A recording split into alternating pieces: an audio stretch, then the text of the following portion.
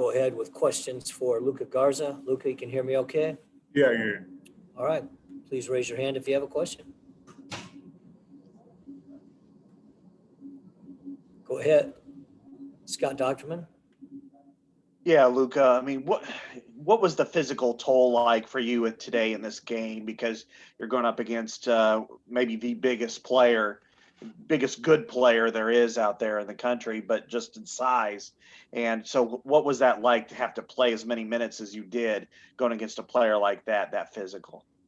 It's always tough. Obviously he's a tremendous big man, and he's doing a really good job. And I'm getting on both ends. Obviously, we're both being physical with each other, so we're both wearing on each other. I probably played more than he did, but it's what I'm gonna have to deal with. And I've been dealing with it, in the Big Ten for a while now. I played against a lot of great bigs, so I think.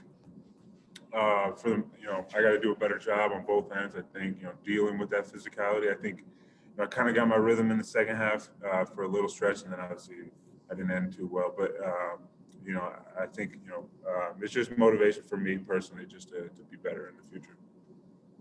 Tom Kakert. Luka, did you guys have to adjust to how the game was being called tonight? Yeah, I mean, I think you always have to adjust, just based on what's being called, what's not. And obviously, it's such a physical game. You can call a foul every single time down. It's just how it is on both ends. We're both banging each other, being very physical. I think there were some calls that didn't go their way, and I think there were some calls that didn't go our way. And that's just how the game of basketball is. Mike Halas. Conference tournaments get forgotten pretty quickly. How soon does this one get forgotten with you guys? And what's your mindset about the coming NCAA tournament? Obviously it sucks right now to lose, and it's going to suck for tonight. But once we hear our name called tomorrow, as a very high seed, I think we'll be excited about our opportunity to do some special things in the tournament. So I think if anything, it's motivation that kind of inspires us to just when we have a chance, we're going to play a team like this, if not them, again in the tournament. If we make it to where we want to make it to, so we got to be able to be better in that moment. So I think everyone's really focused and locked in on what we want to do. And part of that obviously was winning today, but the ball doesn't always bounce your way. So we're just going to stay motivated, stay humble, and get ready to go. Rob McCulley, go ahead. How did you think the defensive intensity matched up today from Illinois versus the first time around? I think when you look at both sides, both teams have improved a lot on the defensive end. I think that's why you've seen a rise in both of us. At that point, they were maybe ranked 19th or 15th or something like that, and obviously they are where they are now. And that's because they've really ramped it up on the defensive end, and we've done the same thing. And tonight, you just saw a really physical game between two great teams, and credit to them, they were just better than us for certain stretches. We had some moments where we could have got ourselves back, into the game. Obviously, we cut it to 5 and different things like that. And that's obviously upsetting. But we're not done yet. We know we still got the thing we've been dreaming of for a while, so we're focused on that. And Chad Lysico.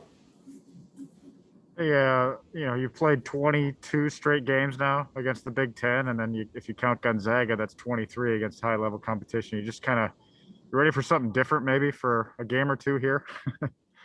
I love playing a game of basketball no matter who it's against, and obviously I love playing against the best. And no matter who we play in the tournament, they're going to play their heart out. So it's going to be a physical game no matter what, and that's what I love. So I love games like this, and you have to fail to be able to persevere and achieve success. So it's not I'm not afraid of failure, and I'm going to continue to go out there and play as hard as I can every time I touch the floor. And our last question comes from Josh Christensen. Go ahead, Josh. Luka, now that the focus turns to, finding out, what happens tomorrow, where you, who you guys are going to face. Have you guys so far have you adjusted to this new scene of basically staying in Indianapolis basically until your next game, which, you know, we talked about this earlier in the week, but have you guys figured out, you know, what life is really going to be like these next few days as you get ready for the first round? You know, I think we realize, you know, we're so excited to be here to be able to, you know, chase an opportunity. So I think, you know, for all of us, we know, you know, what this means and what it's going to be like, and we're going to adjust as it goes, and we're going to have a lot of fun with it because we're not going to get this opportunity again. All right. Thank you, Luka, for your time today.